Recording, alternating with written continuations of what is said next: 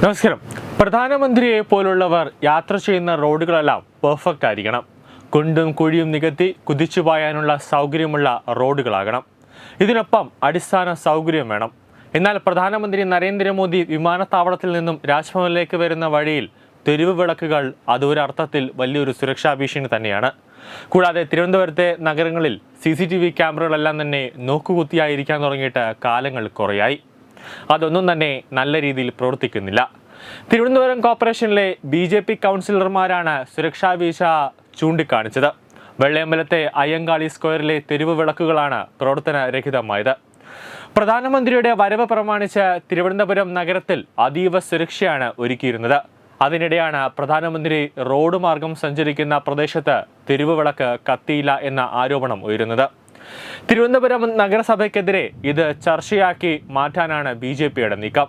ഇന്നലെ വെള്ളയമ്പലത്തെ വൈദ്യുതി ഓഫീസിൽ പ്രതിഷേധം ഉണ്ടാവുകയും അത് രാത്രി തന്നെ BJP കൗൺസിലർമാരുടെ നേതൃത്വത്തിലും BJPയുടെ നേതൃത്വത്തിലും ഒരു പ്രതിഷേധം ഉണ്ടാവുകയും ചെയ്തു. തുടർന്ന് ഇന്ന് ഉച്ചയ്ക്ക് ശേഷം വൈദ്യുതി മന്ത്രി കൃഷ്ണൻകുട്ടി ഇതിനെതിരെ ഒരു അന്വേഷണം നടത്താൻ, അതായത് നരേന്ദ്രമോദി രാജ്ഭവനിലേക്ക് എത്തിയ ആ സമയത്ത് വെള്ളയമ്പലം ഉൾപ്പെടെയുള്ള പ്രധാന റോഡുകളിൽ ഒന്നും തന്നെ വൈദ്യുതി വിളക്കുകൾ കത്തിയിരുന്നില്ല. അതിനെതിരെ വൈദ്യുതി മന്ത്രി ഒരു അന്വേഷണം നടത്താനായിട്ട് ഉത്തരവിടുകയും ചെയ്തിട്ടുണ്ട്. വിഴിഞ്ഞം രാജ്യാന്തര തുറമുഖം രാജ്യത്തിന് സമർപ്പിക്കാനായാണ് പ്രധാനമന്ത്രി തിരുവനന്തപുരത്ത് എത്തിയത്. രാത്രി രാജ്ഭവനിൽ തങ്ങിയ ശേഷം വെള്ളിയാഴ്ച രാവിലെ 10:30 മണിക്ക് വിഴിഞ്ഞത്ത് എത്താനായിരുന്നു പദ്ധതി. മറ്റ് സുരക്ഷാ പ്രശ്നമൊന്നും മോദിയുടെ രാത്രി യാത്രയിലുണ്ടായിരുന്നില്ല. ഒന്നിലേറെ റൂട്ടുകൾ പ്രധാനമന്ത്രിക്കായി തലേദിവസം തന്നെ SPG ടീം കണ്ടുവച്ചിട്ടുണ്ടായിരുന്നു. എന്നാൽ പ്രധാന വഴിയെ തന്നെ മോദിയെ എത്തിക്കാൻ കഴിഞ്ഞു. ഇതിനിടെയാണ് വെളിച്ചമില്ലായ്മ ചർച്ചയായത്. പ്രധാനമന്ത്രി തങ്ങുന്ന രാജ്ഭവന് സമീപമാണ് വെളിച്ചമില്ലാതിരുന്ന അയ്യങ്കാളി സ്ക്വയർ. പ്രധാനമന്ത്രിയും രാഷ്ട്രപതിയുമൊക്കെ സംസ്ഥാനങ്ങളിലേക്ക് സന്ദർശിക്കുമ്പോൾ 2ഉം 4ഉം വട്ടമൊക്കെ VIP-കളുടെ കോൺവേകൾ നമ്മൾ പല പ്രാവശ്യം ഒരു പരീക്ഷണം നടത്തി ഒരു പ്രശ്നവുമില്ല എന്ന് ഉറപ്പുവരുത്തുക ഉദ്യോഗസ്ഥരുടെ ചുമതലയാണ്.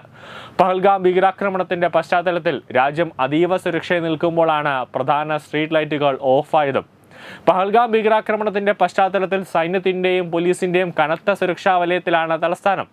പ്രധാനമന്ത്രിക്ക് സുരക്ഷ ഒരുക്കുന്ന സ്പെഷ്യൽ പ്രൊട്ടക്ഷൻ ഗ്രൂപ്പും മുതിർന്ന ഉദ്യോഗസ്ഥരും സിറ്റി പോലീസും ചേർന്ന് സുരക്ഷാ ക്രമീകരണങ്ങൾ വിലയിരുത്തുകയും ട്രയൽ റൺ നടത്തുകയും ചെയ്തിരുന്നു. കര, നാവിക, വ്യോമ സേനകളും സുരക്ഷയുടെ ഭാഗമായി ഹെലികോപ്റ്റർ ഉപയോഗിച്ചുള്ള നിരീക്ഷണവും നടത്തി. City police commissioner Thomson Jose, DCPമാർ എന്നിവരുടെ നേതൃത്വത്തിലാണ് കേരള പോലീസിന്റെ സുരക്ഷാ വലയം തീർത്തത്. കടലിലും കരയിലുമായി 4200 പോലീസുകാരെയാണ് നിയോഗിച്ചിട്ടുള്ളത്. തലസ്ഥാനത്ത് തുടർച്ചയായി വ്യാജ ബോംബ് ഭീഷണി ഉണ്ടാകുന്ന സാഹചര്യം അടക്കം പരിഗണിച്ച് കേരള പോലീസിന്റെ കൂടുതൽ ബോംബ് സ്ക്വാഡുകളെയും വിന്യസിക്കുകയും മറ്റു കുഴപ്പങ്ങളൊന്നും ഉണ്ടാകാതെ ഗംഭീരമായി നടക്കുക എന്ന കാര്യവുമാണ് ഇന്ന് വിഴിഞ്ഞത്ത് ഒരു പ്രശ്നവുമില്ലാതെ നടന്നത്. ന്യൂസ് ഡെസ്ക് തത്വമൈ news.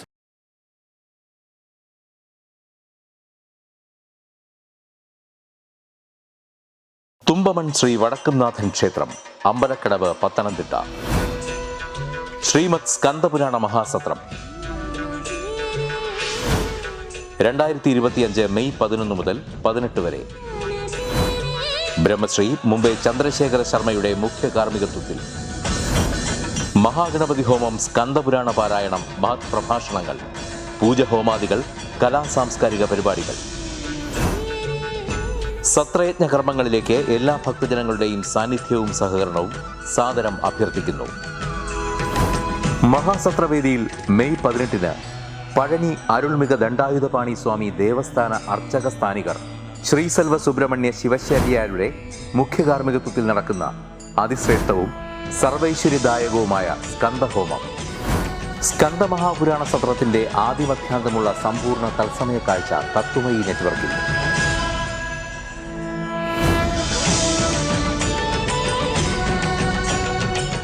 Partner Edubix online executive education. Focus physiotherapy centre Pattom. Unnat engineering Gujarat. തീർത്ഥയാത്ര.com. Iron build Gujarat. PRS hospital, Killipalam, Thiruvananthapuram. 5 തലമുറകളായി നിങ്ങൾക്കൊപ്പം.